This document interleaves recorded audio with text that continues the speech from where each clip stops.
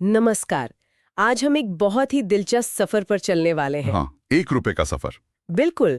जब भारत का ₹1 अंतर्राष्ट्रीय बाजार में जाता है तो वो डॉलर, रियाल या यूरो कैसे बनता है? और इस सफर में उसे किन नियमों और पड़ावों से गुजरना पड़ता है? हमारे पास कॉम्पिटिटिव एग्जाम्स के लिए तैयार किए गए कुछ स्टडी नोट्स हैं और आज हमारा मिशन है इन्हीं नोट्स की मदद से फॉरेन एक्सचेंज के बेसिक्स को बिल्कुल आसान भाषा में समझना। चलिए शुरू करते हैं। तो चलिए एक सिचुएशन लेते हैं। मान लीजिए भारत की कोई कंपनी अमेरिका से कोई मशीन मंगवाती है। ठीक है। तो अब ये पेमेंट कैसे होगी? क्या वो रुपए में पेमेंट करेंगे या डॉलर में? चलिए इसे परत दर परत समझते हैं। बिल्कुल। और यही से मतलब रुपए का वो अंतर्राष्ट्रीय सफर शुरू होता है। जब भी दो देशों के बीच सामान या सेवाओं का लेन देन होता है, उसे हम फॉरेन ट्रेड कहते हैं। और इस ट्रेड को मुमकिन बनाने के लिए फॉरेन एक्सचेंज की जरूरत पड़ती है, राइट? एग्जैक्टली। तो इस केस में जो भारतीय कंपनी मशीन मंगवा रही है वो अमेरिकन एक्सपोर्टर को पैसे कैसे देगी? देखिए, इसमें 3 संभावनाएं हो सकती हैं। अच्छा। पहली कि पेमेंट भारतीय कंपनी अपनी करेंसी यानी रुपए में ही करे, जो कि कम होता होगा। हाँ, बहुत कम।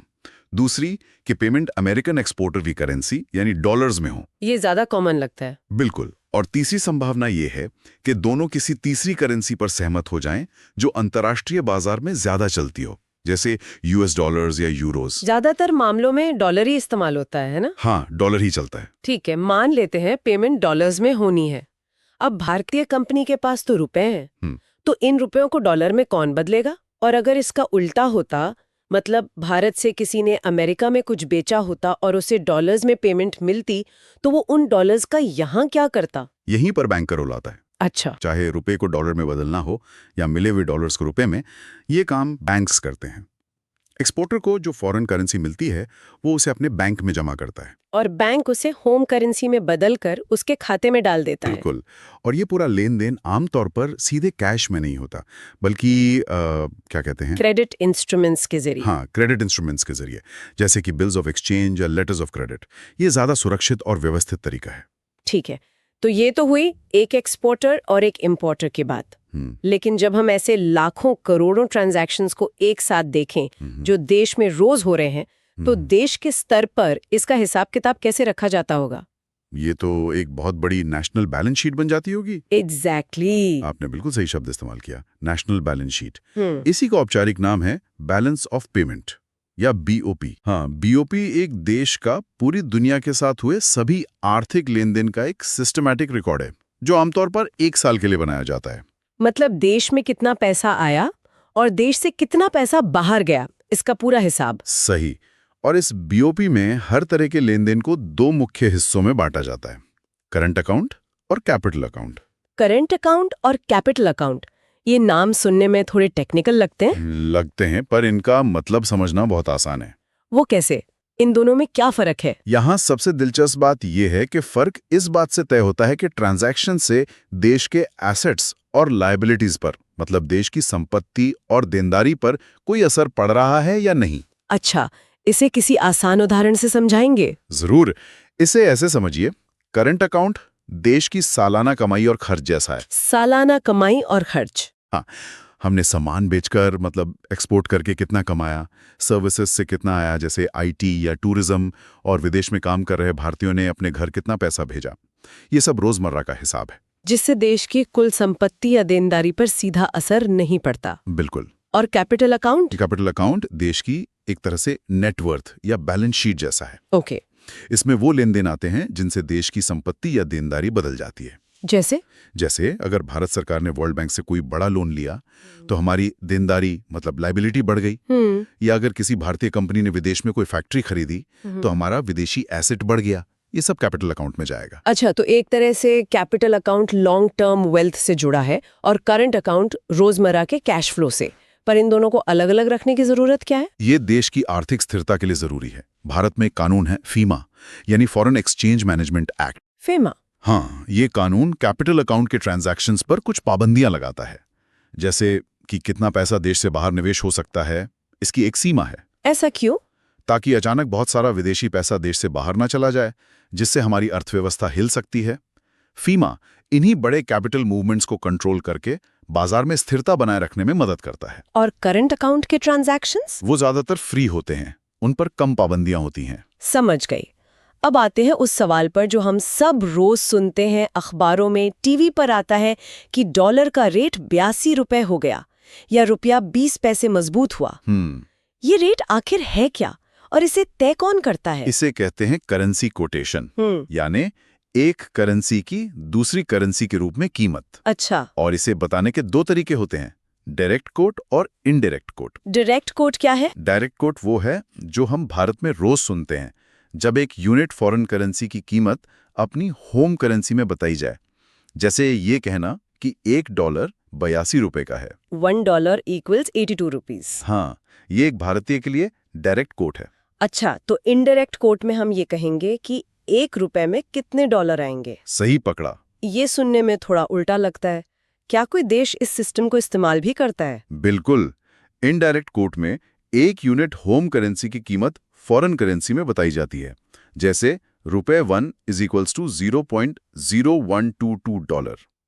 और मजेदार बात यह है कि भारत में भी पहले यही सिस्टम इस्तेमाल होता था। अरे वाह, ये तो मुझे पता ही नहीं था। हाँ, मतलब 1993 से पहले हमें ये बताया जाता था कि $1 में इतने डॉलर मिलेंगे और अब हमें बताया जाता है कि $1 के लिए इतने रुपए देने होंगे। बिल्कुल।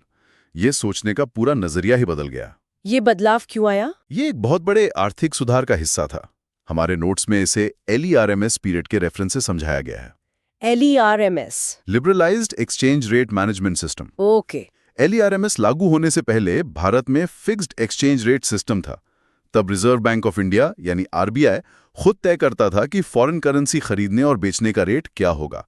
बाजार का उसमें कोई रोल नहीं था। तो RBI एक तरह से करेंसी का बॉस था जो रोज सुबह रेट तय कर देता था। हाँ, कह सकते हैं। और अब बाजारी बॉस है और RBI बस एक रेफरी की तरह नजर रखता है। क्या मैं सही समझ रही हूँ? एकदम सही समझा आपने।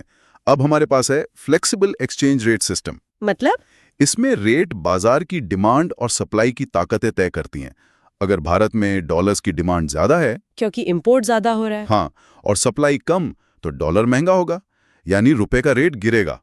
और अगर सप्लाई ज्यादा है, एक्सपोर्ट से खूब डॉलर आ रहे हैं और डिमांड कम, तो डॉलर सस्ता होगा। और ये बड़ा बदलाव कब आया? ये बदलाव 2 अगस्त 1993 से लागू हुआ और उसी दिन से भारत इनडायरेक्ट कोट से डायरेक्ट कोट पर शिफ्ट हो गया। ये तो बहुत ही दिलचस्प जानकारी है। अब एक प्रैक्टिकल सवाल पर आते हैं। पूछिए। मान लीजिए भारत में किसी को सऊदी अरब से खजूर इंपोर्ट करने हैं। ठीक। और रुपए और सऊदी रियाल का कोई डायरेक्ट कोटेशन मौजूद नहीं है। मतलब बैंक सीधा सीधा नहीं बताता कि एक रियाल कितने रुपए का है। तब क्या होगा? ऐसी स्थिति में क्रॉस रेट का इस्तेमाल होता है। Cross rate? हाँ, ये बिल्कुल वैसा ही है जैसे जब आपको किसी ऐसी जगह जाना हो जहाँ की सीधी फ्लाइट ना हो। अच्छा। मान लीजिए आपको दिल्ली से किसी छोटे यूरोपियन शहर जाना है, तो आप पहले दिल्ली से फ्रैंकफर्ट जाएंगे और फिर फ्रैंकफर्ट से उस शहर की फ्लाइट लेंगे। सही बात है। यहाँ $, उस फ्रैंकफर्ट एयरपोर्ट की तरह है, एक बड़ा कॉमन स्टॉप जहाँ से दूसरी करेंसीज के लिए कनेक्शन आसानी से मिल जाता है। ये तो बहुत अच्छा उदाहरण है। तो इस केस में हम रुपए को पहले डॉलर में और फिर डॉलर को रियाल में बदलेंगे। बिल्कुल। हम चेन रूल फॉलो करते हैं। देखिए, हमें बाजार से 2 रेट पता होंगे, एक तो रुपए और डॉलर का और दूसरा डॉलर और सऊदी रियाल का। ओके। हमारे नोट्स में दिए गए उदाहरण को लेते हैं। मान लीजिए भारत के मार्केट में रेट है $1 = ₹60.845। ठीक है। और सऊदी मार्केट में रेट है $1 = SAR 0.7587। ठीक है। अब हमारे पास ये 2 रेट है। इनसे रुपए और रियाल का रेट कैसे निकलेगा? बहुत आसान है। देखिए, हमारे पास 2 इक्वेशंस हैं, दोनों में $1 कॉमन है। इसका मतलब हुआ कि 60.845 रुपीस और SAR 0.7587 दोनों की कीमत $1 के बराबर है। अच्छा। तो हम कह सकते हैं कि 60.845 रुपीस = SAR 0.7587। अच्छा, तो अब यहाँ से 1 SAR की कीमत निकाल सकते हैं, बस डिवाइड करना होगा। सही पकड़ा। 1 SAR की कीमत निकालने के लिए हम 60.845 को 0.7587 से डिवाइड करेंगे और हमें रेट मिल जाएगा। हाँ, इससे हमें मिलेगा 1 SAR = 80.21 रुपीस लगभग। इसे ही क्रॉस रेट कहते हैं। ये तो कमाल है। अब एक और सवाल मन में आ रहा है, क्या जिस दिन डील होती है और जिस दिन असल में पैसे एक्सचेंज होते हैं, उन तारीखों के अलग होने से रेट पर कोई फर्क पड़ता है? बिल्कुल पड़ता है, और ये फॉरेक्स मार्केट का एक बहुत जरूरी कॉन्सेप्ट है। अच्छा। जिस तारीख को करेंसी असल में एक्सचेंज होती है उसे वैल्यू डेट कहते हैं, और इसके आधार पर रेट के कई प्रकार होते हैं। जैसे कि पहला है कैश रेडी रेट, जिसका मतलब है कि जिस दिन डील हुई उसी दिन, मतलब T+0 पर करेंसी का एक्सचेंज भी हो गया। Okay, same day. हाँ। दूसरा है टॉम, जो टुमारो का शॉर्ट फॉर्म है। इसमें एक्सचेंज डील के अगले वर्किंग डे को, यानी T+1 पर होता है। और जो सबसे ज्यादा इस्तेमाल होता है वो कौन सा है? वो है स्पॉट रेट। ज्यादातर international forex transactions spot basis पर ही होते हैं। अच्छा, T+2, ये 2 दिन का समय क्यों? ये दोनों पार्टियों को फंड्स अरेंज करने और पेपरवर्क पूरा करने के लिए मिल जाता है। और अगर एक्सचेंज 2 दिन से भी ज्यादा समय बाद होना हो तो, मान लीजिए 3 महीने बाद? तब उसे फॉरवर्ड रेट कहते हैं। Forward rate. हाँ, जब एक्सचेंज स्पॉट डेट के बाद किसी भविष्य की तारीख पर होना पहले से तय हो। ये भविष्य की तारीख 1 महीना, 3 महीने या 6 महीने बाद भी हो सकती है। इससे तो इंपोर्टर्स और एक्सपोर्टर्स को भविष्य के रेट की अनिश्चितता से बचने में मदद मिलती होगी। बिल्कुल, यही इसका मुख्य उद्देश्य है। पर यह भविष्य का रेट पहले से कैसे तय हो जाता है? ये तो एक तरह का सट्टा लगाने जैसा हुआ। आप इसे एक तरह का एजुकेटेड गेस कह सकते हैं। यहीं पर प्रीमियम और डिस्काउंट का कॉन्सेप्ट आता है। प्रीमियम और डिस्काउंट? हाँ, ये बाजार की उम्मीदों पर आधारित होता है कि कोई करेंसी भविष्य में मजबूत होगी या कमजोर। मतलब ये बाजार के सेंटिमेंट पर निर्भर करता है। बिल्कुल, अगर बाजार को लगता है कि कोई करेंसी जैसे डॉलर भविष्य में महंगी होने वाली है तो वो प्रीमियम पर ट्रेड होती है। और इस प्रीमियम अमाउंट को स्पॉट ट्रेड में जोड़कर फॉरवर्ड रेट निकाला जाता है। एग्जैक्टली। मान लीजिए स्पॉट रेट 82 रुपए है और 1 महीने का प्रीमियम 10 पैसे है, तो 1 महीने का फॉरवर्ड रेट 82.10 रुपए होगा। और डिस्काउंट्स का ठीक उल्टा होगा। एकदम सही। अगर बाजार को उम्मीद है कि करेंसी भविष्य में सस्ती होने वाली है तो वो डिस्काउंट पर ट्रेड होगी।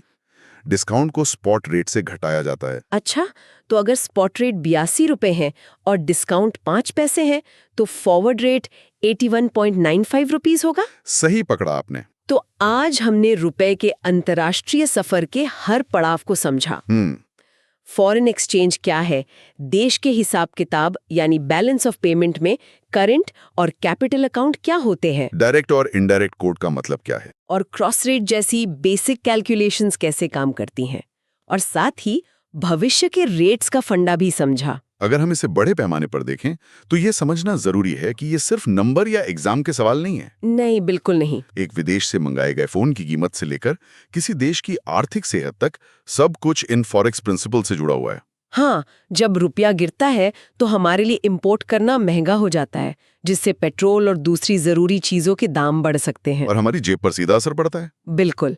आज की इस चर्चा से हमारे सुनने वालों को इन स्टडी नोट से आगे जाकर सोचने के लिए एक नई दिशा जरूर मिली होगी। हाँ, और मैं उन्हें एक सवाल के साथ छोड़ना चाहूंगा। जरूर। आज हमने बात की कि फ्लेक्सिबल एक्सचेंज रेट डिमांड और सप्लाई से तय होता है। तो सोचने वाली बात यह है कि वो कौन से राष्ट्रीय और अंतर्राष्ट्रीय फैक्टर्स होंगे जो किसी करेंसी की डिमांड और सप्लाई पर असर डालते हैं, जिससे उसका रेट रोज ऊपर नीचे होता है। अच्छा पॉइंट है। क्या वो देश का इंटरेस्ट रेट है, या पॉलिटिकल स्टेबिलिटी, या फिर महंगाई?